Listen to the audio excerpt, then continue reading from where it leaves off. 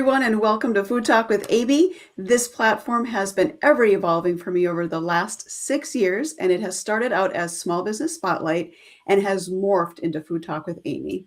This is my way of supporting and spotlighting other businesses who are helping people in various ways around food.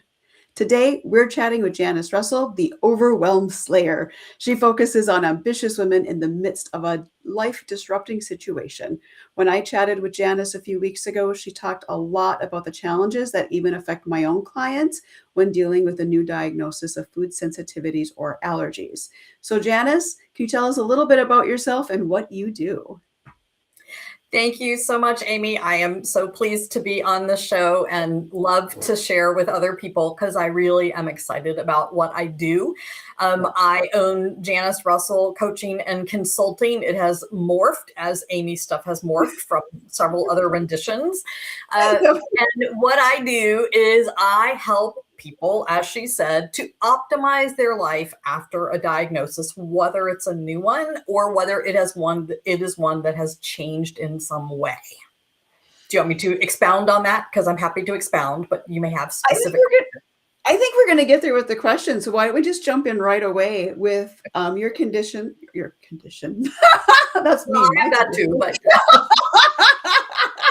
your coaching practice focused specifically on women navigating life-changing medical diagnoses. What inspired you to narrow your focus into this particular audience? So when I originally started my business in 2002 as Minding Your Matters, a lot of the training that I have gone through since then for my credentials is around people with chronic disorganization, which often means they have something like a diagnosis of ADHD, traumatic brain injury, depression, and things of that nature, as well as physical, other actual physical, autoimmune, all sorts of things. And so that's really where my, who I was looking to work with and where my credentials and experience lie, as well as, and I'll say my professional experience, because that's what most of my where most of my clients lived, as it were. But I also have personal experience around this kind of stuff as well. Both myself, I have clinical depression, so I've managed that through the years, sometimes better than others. And I've also had I have had 10 surgeries. And I have parents who are aging, and I'm the primary person to manage all of their stuff as well. So I really saw a place where I could fit in all of my experiences and training to help other people navigate all of this. And they can get some of this information and work with people in different ways around this. But I really wanted to bring it all together to say, hey, when you're struggling with some kind of a medical event or diagnosis, there are some things that are different in your life. And you may have had a little trouble managing life prior to a diagnosis, but you're going to have some other difficulties once you get the diagnosis. And so how can I help with that is what I saw. So with like the primary people that you're helping and looking to work with, like what's a great example of someone you've worked with, but there was other circumstances around their medical diagnosis that they weren't anticipating, so they didn't know how to work through it. How do you help with people Absolutely. like that? Absolutely. So, for example, someone who was diagnosed with celiac in her early 40s, she had some older children who were out of the house, but also some younger children, like early elementary. And so, one of the first things that happens with that is what do you do as far as food in the household and meals in terms of does everybody now, eat without, gluten-free, or, do some people like she, eat gluten-free and other people get to eat gluten. And so there's that that first decision and what that's going to look like and how that's going to impact the family, as well as what does that mean as far as kitchen setup, like assuming, especially with younger children, that you're not going to be able to convince them that the gluten-free stuff tastes just as good as what they were used to. Have to think in terms of, okay, so how do we arrange the pantry? They're used to going to get their snacks. How do we make sure to separate that? We also have to look at things like, okay, there's extra time now to look for recipes. There's extra time needed to, figure out where to buy the groceries and where in the grocery store they are, as well as often to read labels because it indicates that it's the section for food sensitivity doesn't necessarily mean it, It's safe. It doesn't mean you should take it at its word. You should use labels and stuff of that nature. So again, all of that takes extra time. And so in working with the client, part of it was just acknowledging that extra time was going to be needed and where was that going to come from? Because a lot of people try the whole, I'm just going to sleep a little less, which is not a good issue. So where is it going to be pulled from, as well as just the physical, what are we going to do as far as the pantry, as far as the refrigerator, how are we going to arrange that? How are we going to put the new systems in place so that everyone in the household is on board and following?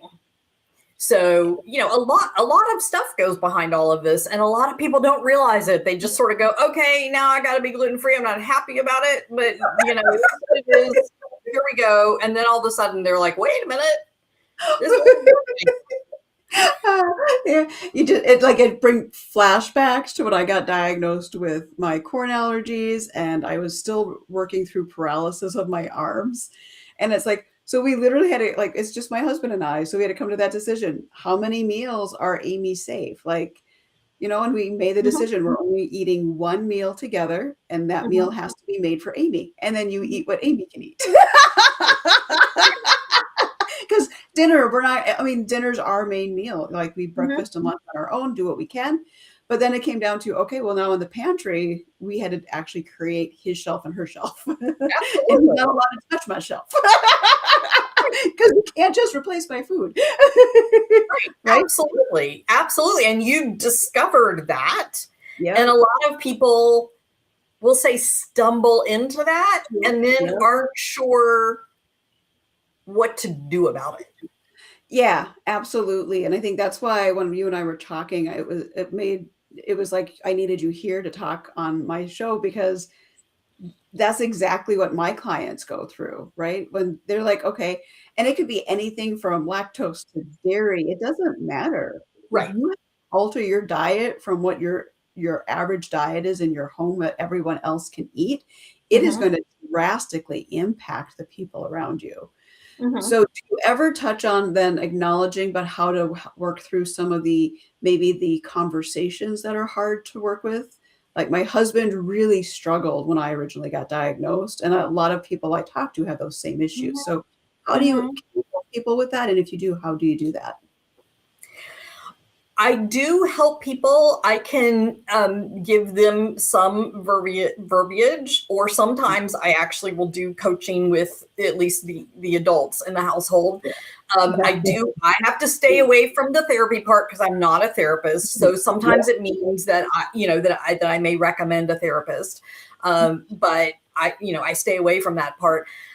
I know some of the, I've been doing this long enough that I know some of the phrases to, that can be helpful.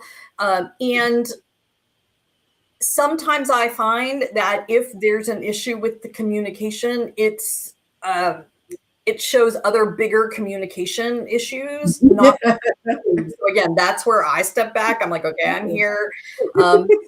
Exercise. If someone's diabetic, that changes their food, and they, most likely need to be exercising and, monitoring their glucose and all that kind of stuff. So we do address that the best as possible. And then, like I said, I stay in my lane when it's obvious that there's a place where I can't be helpful. Yes. All right. So you've spoken about your own family series of life transformation since 2016 and other Mhm. areas that we've talked Mhm. before. So in what ways have those personal experiences informed the strategies you teach your clients? So it's interesting because I do some consulting and some coaching. So often, we are discussing strategies together because everybody's brain works differently. So I'm pulling from a lot of different places. Part of which, and only part of which, is me and my family and everything. I think that one thing I've really learned is advocacy. You have to be willing to ask the questions, to draw lines in the sand if that's appropriate for the situation. You need to get your information outside of the medical piece of it. You need to get your information from reputable sources, because I know it's a shock to many, but not everything on the internet is true. Um, so I try to guide them towards the places that have the latest and greatest, the research, the things like that. And I'm always learning. And the other piece to it is figuring out how to step back. Like, for example, we'll just go back to the person who had celiac. Some of it can just be walking through the day, like verbally, let's walk through your day so we can see where those issues will lie, because some of them pop up automatically. Meals, okay, great. But some of them may not. Snacks, okay. Or, oh, if we're inviting people over, okay, so really learning to look more at the global piece of it and not just what comes up right away. Right? Like, oh, especially like when people they get invited to a friend's house to eat out for the first time after their diagnosis. That whole, you have to literally walk through every piece that someone's going to do and how is it going to keep you safe. And do you just have to ask, can I just bring my own food? Right? Do you ever run into issues where maybe your clients, like in that specific situation, where they think the host should just be able to provide fully safe food for them? I have people that talk about that. I Again, I sort of thread that needle because I don't necessarily think that that is often the answer, depending on the number of sensitivities. Um, and depending on, you know, not just the number, but the strength is not the right, but how sensitive it is. Because some people are Yeah. more, there's a continuum of Yep. sensitivity.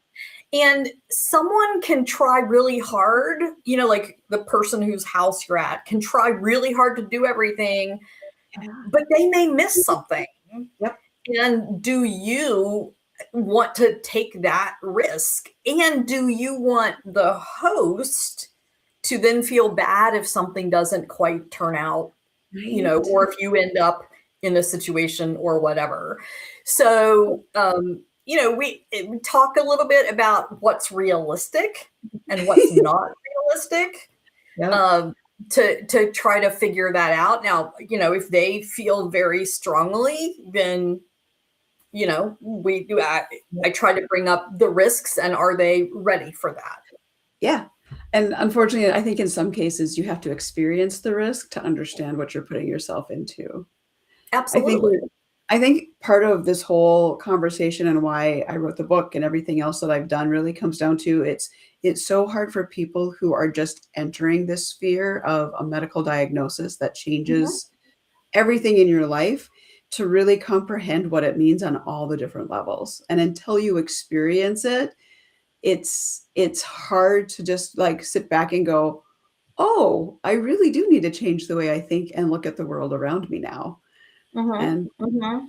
what are you gonna do with that? Like, do you ever like for me, obviously for me, I'm like, okay, I'm advocating and letting everybody know what the problems are. And if you want to change, great. If not, that's on you.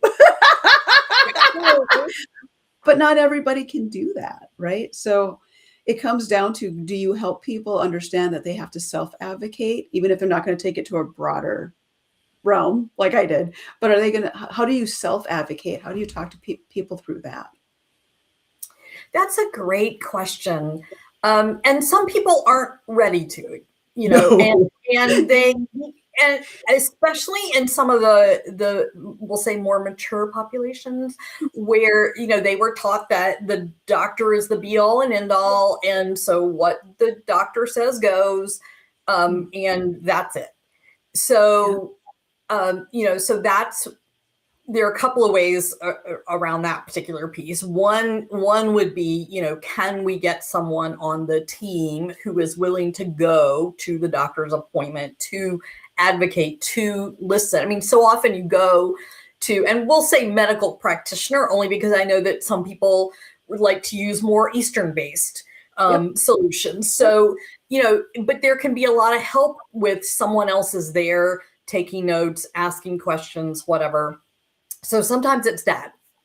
Yeah. Sometimes people just aren't ready. And similar to something like an addiction or alcohol, somebody has to be ready before they're going to make a change.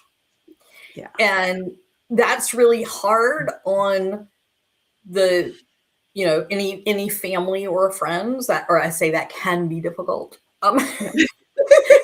Mostly. But the thing is, you can't force it. I mean, that you can't. So you can try, but some people just aren't aware and or don't want to be aware. Yeah. That's what it is. I mean, I'd love to say, but there are times when I would beat my head against the wall because I can see the issues, I can see potential solutions, but if someone's not ready to make a change, I can't do anything. No. I mean, I can hold space, I can, but at the end of the day, I don't want to take somebody's money if they're not feeling like we're getting anywhere. Now, Right. Getting somewhere is very different for everybody. So Yeah. I had to learn early on that what my idea of, here's where we're going to get to, and it's going to be great.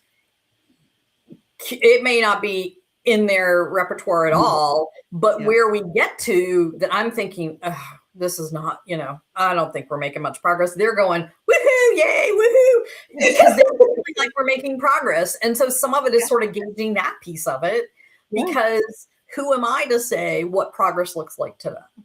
Right. And I think for both of us, it really comes down to meeting people where they're at, and then just helping them get beyond. Because if they're coming to us, especially if they come to you and they're going through these crisis instances where their life has changed so dramatically, you just have to be there for them at the beginning. And and like you just stated, like it might not be a huge transition because that's not where they're at. They're trying, depending on where you meet them, it's like, are they just learning and trying to just absorb everything and figure this out? Or are they finally past that and going, okay, now I need actual practical advice? Because those are two very different ways of working with people. Like people ask me, so how do you work with clients? I'm like, it's like what you just said. It's like, there's no one way to work with a client. We have the same basic outline, but where you're at is so important. I think that's one of the reasons why I really loved our chat too, is that you're such a great listener. You're really trying to embrace everything you're hearing and really want to be there for your clients. So I just love that, because I did not even have kind of support going through my journey, which is, I think, so my book, when I finally wrote it, it was the 4th version because so much anger came out. Nobody needs to read that much anger. But you had to get it out. Like that was part of your process. Yeah. Yep. So, and I'm sure you've gone through that same thing. Okay. So as a master trainer in chronic disorganization, what are the most common organizational challenges you see among clients dealing with chronic health conditions, and how do you address them? Well, I think they fall into several categories. One category is managing, I say managing paperwork, but it's also the digital documentation and the information around all of this. So again, some of these issues may have been around prior to a diagnosis. They just get embellished. So that's, keeping track of, even if we're thinking, yes, okay, so before they already had to keep track of bills and, if they own a house, that kind, insurance, all that kind of stuff like that part hasn't changed. What we're doing is we're adding to that. It might be explanations of benefits. It might be research. It might be, their own solutions, strategies. How are we going to manage that information? Mm-hmm. So, we look at, again, I work with adults. So we're working with what do we know about what has worked in the past and what do we know about what hasn't worked? Because we're not starting from ground zero here. And then we look at, okay, what, I can give all sorts of ideas of things and I know what works for me, but I know that not everything that works for me is going to work for somebody else. So we try to devise individualized, plans for that. So that's sort of one area. One area is optimizing your time. And I'm sure that you are very familiar with this, but when you're going through the diagnostic, especially the diagnostic, but sometimes the treatment phase, especially if it's something more like a cancer or a surgery or whatever, that you've got appointments that you didn't have before. Right. And how are you going to make that happen? And reminders of things like, it's not just the appointment time, it's the driving to and from, it's the parking and getting into the building, it's the first time I'm going, so I need to leave extra time for that first time, or I've been to this one before and their parking is always awful, so I need to leave extra, whereas this one, they got great parking, so I can park and go right in, So you've got all that, as far as the time piece, and depending on what the diagnosis is, you've also got, which spans several things, sort of the energy. So the amount of time you have to do what you need and want to do is a piece of that as well, sort of that energy management. Yeah. As well as the crossing off your to-dos. Again, you probably have some new to-dos. You're having to set up new doctor portal stuff. Yeah. Right.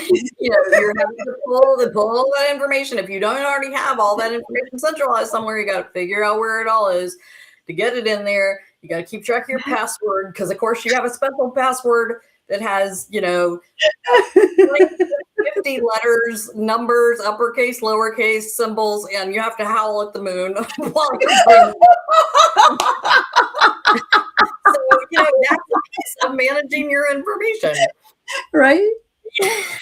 So what can we say? And then again, the other section to that is sort of the fourth area is your actual home space, So maybe you have some new, we already talked about pantry and stuff like that, but maybe you've got, for example, I have sleep apnea. I have a CPAP machine. So making sure that I get those supplies, making sure that I have my distilled water, making sure there's a place for the distilled water because you don't want to wait until it's out to, to go, I need some more. Right. Right. Yeah. Or if you have a surgery, I've had knee replacements. You need to be able to navigate your space to do that. So that, that's the other piece to it. So those are sort of the four different areas. And it's a lot. So usually we have to prioritize. Yeah. Okay. So you said something that just made me it's my day-to-day life, but I have to ask with people when you're helping them shift their mindset around this and like the grocery shopping, you said you have to make sure you have your distilled water on hand before it runs out. Mm-hmm. How much of a shift is that for most people? Like for me, I've always been the one that, okay, I'm down to my last box of butter. I'm going to go buy another one and have my backup ready. So I'm not going to be rushing looking for it. Do the same thing with my flour. Okay, I'm down to half a bag. I'm going to go grab another bag, right? Is that a huge shift that you have to work with people on?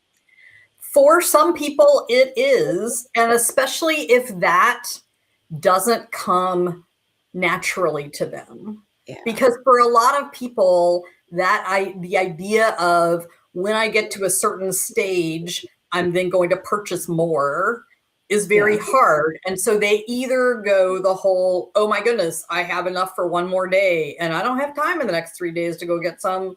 So what am I going to do? Or they go, okay, I'm not sure if I have any, so I'm going to get more. And then they end up with 10 of whatever they want. So, yep. so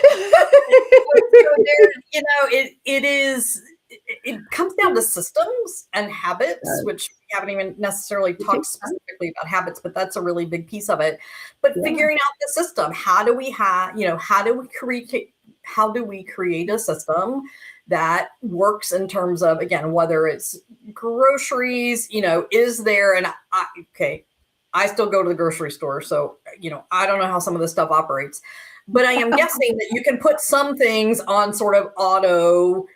Things are going to be delivered. I know about other things. My CPAP supplies are auto delivered. Right. And I have that. Now it does mean you need to be aware. Sometimes they make you click or call them back to say, yes, I do want this. Other ones you have to, other ones it's like, yep, it does it, whatever. Prescriptions. It used to be that pretty much every prescription you could put on auto refill. And to my surprise, several years back, Ambien no longer can be put on auto refill. So you have to remember to actually call it in. I am sure that there are other things of that nature. So it's learning that, it's an awareness. I'll say lists, but it can be just reminders. Like on a calendar to pop up. Yeah. So again, very individualized because everybody thinks differently about it. Yeah. And it's, again, you're working with where they're at and what systems they use, and you're working within those systems, which is fantastic. Again, love that when people do that. I wish I could find more people that do that. All right. So we are winding down here to our last few minutes.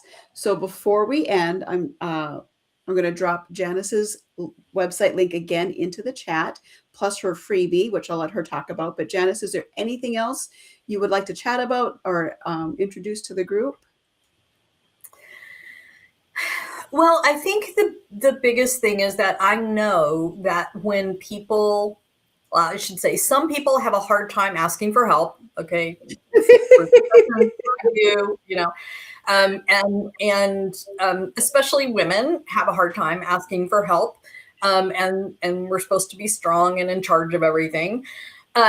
So that's, that's one piece is I understand that it is overwhelming and it can be shame. You can have some shame there, but making the call to help get you unstuck, to me is you asking for help. And in my practice, I'm in no judgment zone,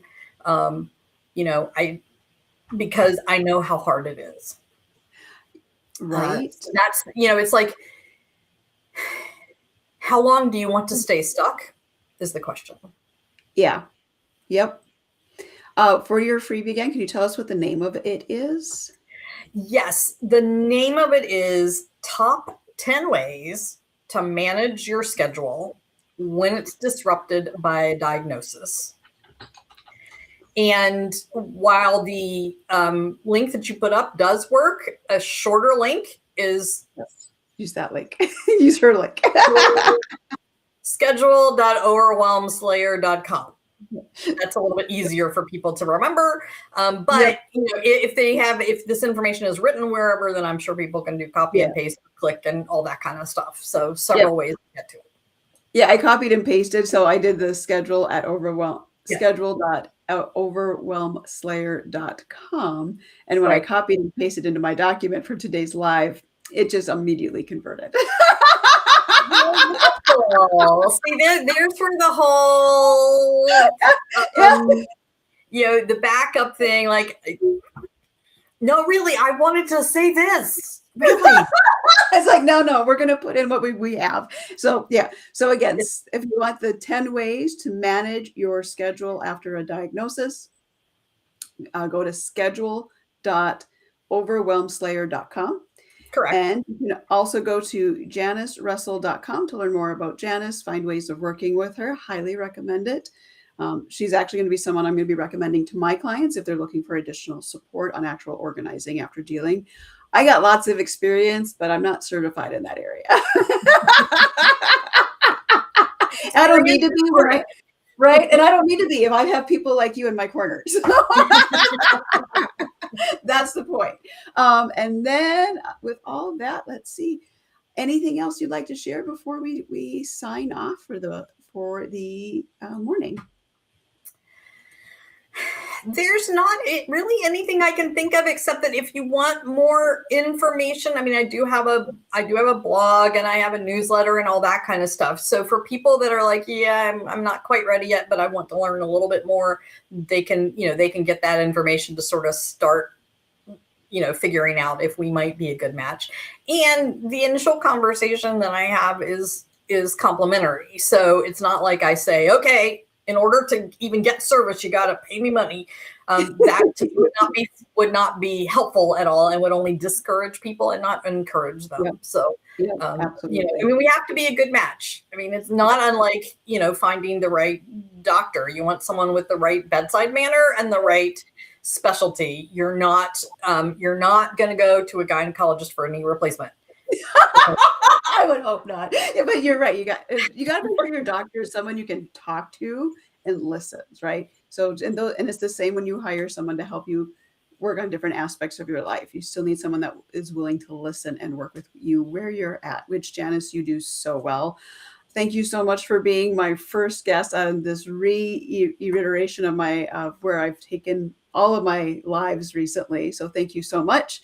And thank you to everyone who joined us today and supporting small businesses in your community. My name is Amy, and I'll see you tomorrow for our next